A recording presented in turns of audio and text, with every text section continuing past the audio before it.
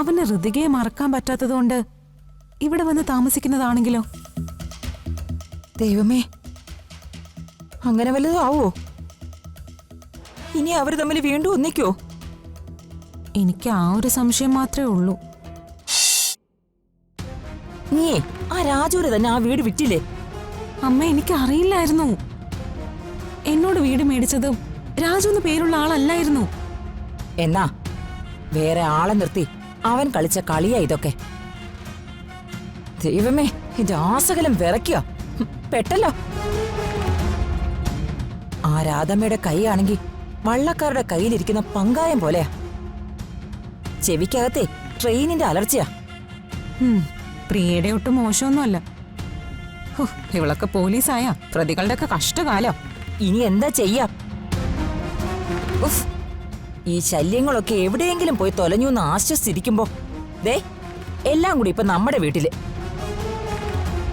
വല്ലാത്തൊരു കൊലച്ചതിയായി പോയില്ലേ ദൈവമേ നീ ഞങ്ങളോട് ചെയ്തേ. ദൈവം നമുക്കിപ്പൊ പണി തരുന്നതാ അമ്മേ. അതൊന്നും എനിക്കറിയില്ല. എന്തായാലും ഇത് വലിയൊരു ആപത്ത് തന്നെയാ. അവൻ പറഞ്ഞു കേട്ടില്ലേ, നമ്മളോടുള്ള പകയ്ക്കും പ്രതികാരത്തിനും വേണ്ടി തന്നെ അവൻ വന്നിരിക്കുന്നതെന്ന്. അതിലെന്താ ഇനി സംശയം? അവനെയും കുടുംബത്തെയും നമ്മൾ പുകച്ച് പുറത്ത് ചാടിച്ചതല്ലേ. നാറ്റിക്കാവുന്നതിന്റെ അപ്പുറം നാറ്റിച്ചിട്ടല്ലേ അവനെ അവന്റെ കുടുംബത്തെ നമ്മൾ ഈ നാട്ടിൽ നിന്ന് ഓടിച്ചത്. അവൻ നമ്മളോട് പകരം വീട്ടുമായിരിക്കും അല്ലേ? അവൻ പകരം വീട്ടു അമ്മേ. അവന്റെ കണ്ണുകളിൽ കത്തുന്നത് പകയാ. അത് ഞാൻ കണ്ടതാ. അപ്പൊ ഇനി കരുതിയിരുന്നേ പറ്റൂ. ദേ നമ്മൾ ഒറ്റക്കെട്ടായിട്ട് നിക്കണം. അതെ, ഇപ്പൊ മനസ്സിലായി എനിക്ക്. അവനത്ര നിസാരക്കാരനല്ല. കാരണം ഈ കുറഞ്ഞൊരു കാലയളവ് കൊണ്ട് അവൻ അധ്വാനിച്ചൊരു കോടീശ്വരനായില്ലേ. അതെ, അധ്വാനിച്ചുണ്ടാക്കിയ കാശൊന്നും അല്ല. ഏതോ അന്യരാജ്യക്കാരനെ തല്ലിക്കൊന്ന് തട്ടിയെടുത്ത് സമ്പാദിച്ച കാശായിരിക്കും. എങ്ങനെയെങ്കിലും ആയിക്കോട്ടെ, അവനൊരു സമ്പന്നനായില്ലേ. നമ്മൾ ഇനി സൂക്ഷിച്ചേ പറ്റൂ. ആ, അതാ ഞാൻ പറഞ്ഞത്, നമ്മൾ ഇനി കൂനം പാലയ്ക്ക പോലെ നിൽക്കരുതെന്ന്. ഒരുമിച്ചേ ഒരേ മനസ്സോടെ നിൽക്കണം. അതെ അമ്മേ. പക്ഷെ അമ്മേ, എനിക്കൊരു ഡൗട്ട്. എന്ത് ഡൗട്ട്? അവൻ ഇവിടെ വന്ന് ഈ വീട് തന്നെ വാങ്ങിച്ച് ഇവിടെ തന്നെ താമസിക്കണമെങ്കിൽ ഇതിനകത്ത് മറ്റൊരു ഉദ്ദേശം കൂടി കാണില്ലേ? പെർഹാപ്സ് നമ്മളെ എല്ലാവരെയും നശിപ്പിക്കണം എന്നുള്ള ഉദ്ദേശമല്ലാതെ മറ്റെന്തുദ്ദേശം? അവന് ഋതികയെ മറക്കാൻ പറ്റാത്തതുകൊണ്ട് ഇവിടെ വന്ന് താമസിക്കുന്നതാണെങ്കിലോ? ദൈവമേ, അങ്ങനെ വല്ലതും ആവോ? ഇനി അവർ തമ്മിൽ വീണ്ടും ഒന്നിക്കോ? എനിക്ക് ആ ഒരു സംശയം മാത്രമേ ഉള്ളൂ. അങ്ങനെയാണെങ്കിലേ അതിനുള്ള അവസരം ഒന്നും സൃഷ്ടിച്ചു കൊടുക്കരുത്. ഒതുക്കണം. നമ്മൾ ഒരുമിച്ച് നിന്ന് നേരിടണം. അതെ അമ്മേ. അങ്ങനെയാണെങ്കിലേ ഞാനും നിങ്ങളുടെ കൂടെ ബംഗ്ലാവിൽ വന്ന് താമസിക്കട്ടെ. അതങ്ങ് ദേവസ്വത്തിൽ പോയി പറഞ്ഞാ മതി. അതിന് വെച്ച വെള്ളം അങ്ങ് വാങ്ങി വെച്ചേക്ക്. നിന്നെ ഒരാളെ വിശ്വസിച്ചതാ എന്റെ തെറ്റ്. സത്യം പറഞ്ഞ രാജുവും ഋതികയൊന്നും അല്ല എന്റെ ശത്രു. നീ മാത്രം. അതെ, എന്നെ മിത്രമായിട്ട് കാണണമെന്നൊന്നും ഞാൻ നിങ്ങളോട് പറഞ്ഞില്ലല്ലോ. എന്റെ മകനെ നിന്റെ കയ്യിലായി പോയില്ലേ, ക്ഷമിക്കാതെ ഇനി തരയില്ലല്ലോ. നിങ്ങളുടെ മകനെ ഞാൻ പിടിച്ചു വെച്ചിട്ടൊന്നുമില്ല. വേണമെങ്കിൽ തിരിച്ചെടുത്തോ, ഞാൻ തടയില്ല. അല്ലെങ്കിലും ആ ചളുക്കണെ ആർക്ക് വേണം? ദേ, എന്തായാലും ഒരു കാര്യം ഞാൻ പറയാം. രാജുവാണ് വീട് വിലയ്ക്ക് വാങ്ങിയെന്നുള്ള സത്യം പ്രതാപനും ഋതികയും മറ്റുള്ളവരാരും അറിയരുത്.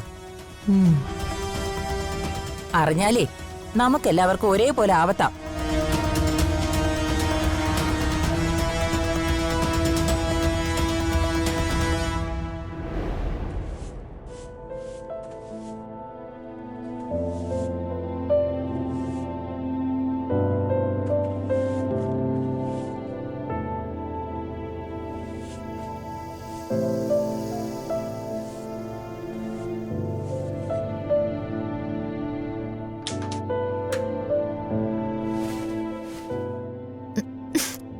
ചെറിയമേ, അയ്യോ, എന്താ മോളെ ഇതൊക്കെ ഞാൻ ചെയ്യില്ലേ? കാണിക്ക്. മോൾ ഇനി ഒന്നും ചെയ്യണ്ട, ഇവിടെ ഇരുന്നാ മതി, ഞാൻ ചെയ്തോളാം. വേണ്ട ചെറിയമ്മ, ഞാനും ചെയ്യാം. പറയുന്ന കേക്ക് മോളെ. ചെറിയമ്മ ഒന്നും പറയണ്ട, ഞാൻ ചെയ്യാം. ചെല്ല്.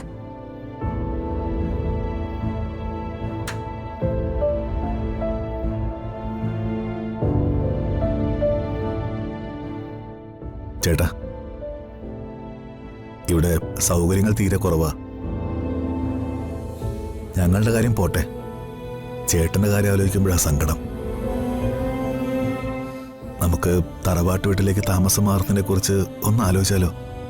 എന്റെ കാര്യം ഓർത്ത് ആരും സങ്കടപ്പെടണ്ട. എനിക്ക് വലിയ വീട്ടിൽ കിടന്നാലേ ഉറക്കം വരുമെന്ന് നിർബന്ധമൊന്നുമില്ല. എനിക്കെല്ലാം ശീലമാ. കഷ്ടപ്പാടൊക്കെ ഞാൻ ഒരുപാട് അനുഭവിച്ചതാ. ബിസിനസ്സിലായാലും രാഷ്ട്രീയ ജീവിതത്തിലായാലും. എനിക്ക് എന്റെ കാര്യം ഓർത്തല്ല സങ്കടം, നിങ്ങളുടെയൊക്കെ കാര്യം ഓർത്താ ശേഖര. എനിക്കിതൊക്കെ തന്നെ ധാരാളം. നിനക്ക് എന്തെങ്കിലും ബുദ്ധിമുട്ടുണ്ടാക്കി യാമിനിയും കൂട്ടി തറവാട്ട് വീട്ടിലേക്ക് മാറാം. ഏട്ടനെയും മോളെയും വിട്ട് ഞങ്ങളെങ്ങും പോകുന്നില്ല. ഒരാളിന് നല്ല കാലം വരുമ്പോഴല്ല കൂടെ നിൽക്കേണ്ടത്, ആപത്ത് വരുമ്പോഴാ. അതാണ് യഥാർത്ഥ മനുഷ്യൻ. അറിയാം ശേഖര, നിനക്ക് എന്നോടുള്ള സ്നേഹവും വിശ്വാസവും എല്ലാം എനിക്കറിയാം. ഇരുട്ടും വെളിച്ചവും മാറിയും തിരിഞ്ഞൊക്കെ വരുമല്ലോ. അതാ എന്റെ ഇപ്പോഴത്തെ പ്രതീക്ഷ. നമ്മുടെ വീട് വാങ്ങിയവരോട് ഞാനൊന്ന് സംസാരിച്ചു നോക്കാം. അവർക്ക് സമ്മതമാണെങ്കിൽ, സൗകര്യങ്ങൾ കുറവാണെങ്കിലും നമുക്ക് ഇവിടെ തന്നെ തുടരാം. നാട്ടിലേക്ക് പോയാൽ ശരിയാവില്ല. എനിക്കെതിരെയുള്ള ആരോപണങ്ങളും എന്നെ പാർട്ടിയിൽ നിന്ന് പുറത്താക്കിയതൊക്കെ നാട്ടിലെ പാട്ടാ. അവർക്കാർക്കും സത്യം അറിയില്ലല്ലോ. ബന്ധുക്കളുടെയും പരിചയക്കാരുടെയും ഒക്കെ നോട്ടങ്ങളും കുത്തുവാക്കളും ഒക്കെ മനസ്സിനെ വല്ലാതെ ബുദ്ധിമുട്ടിക്കും. ഉള്ള ധൈര്യം കൂടി ഇല്ലാതാക്കും. അല്ലെങ്കിൽ തന്നെ മഹാദേവ വർമ്മ സാറിന്റെ സ്വത്തുക്കൾ മുഴുവൻ നശിപ്പിച്ച മുടിയനായ പുത്രൻ എന്നൊരു പഴയ പേരെനിക്ക് നാട്ടിലുണ്ട്.